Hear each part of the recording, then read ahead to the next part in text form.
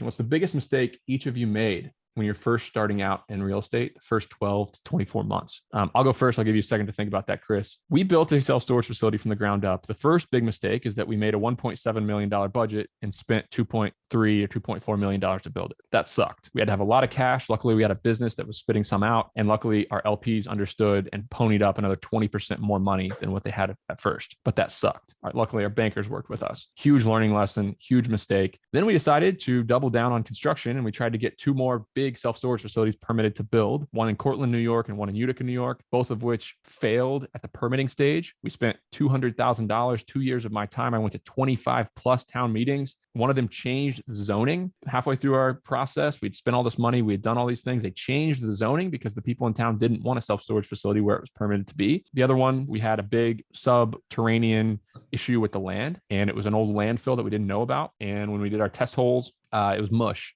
and we had to build pedestals. It was a big mess. Anyway, we learned a ton about reasons why I respect and love developers, and I'm glad they exist, but I never want to be one. That's about all I got to say. Yeah, I would say my answer is pretty similar. I wish I'd just started buying instead of developing early on. Man, it's been so long to think of I was so young at that time, but yeah, I just think the biggest mistake that a lot of people make in general, especially in the world we live in today, is it's still an industry where there is no better information than boots on the ground information. And again, you can gather a lot of stuff on the internet, and that's great. But I would just say the best people I know in the business understand the markets that they're in to the level of be on this side of the street, not that side of the street. You want to be on this corner, not that corner. Oh, that guy across the street's about to move out.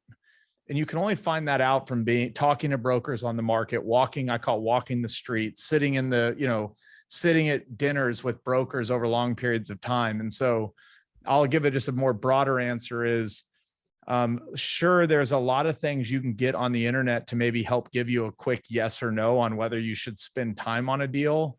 But I've seen all the technology to date, and none of it replaces boots on the ground in the streets information. And so, Chris, but what you're saying is not scalable. What you're saying requires a lot of work, and what you're saying is hard. Like, that's not what people want to hear.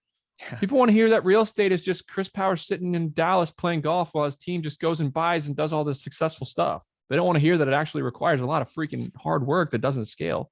Then it's bad. Then I just have bad news to deliver because I know a lot of people that are unbelievably successful in this business, and they're all in the streets all the time.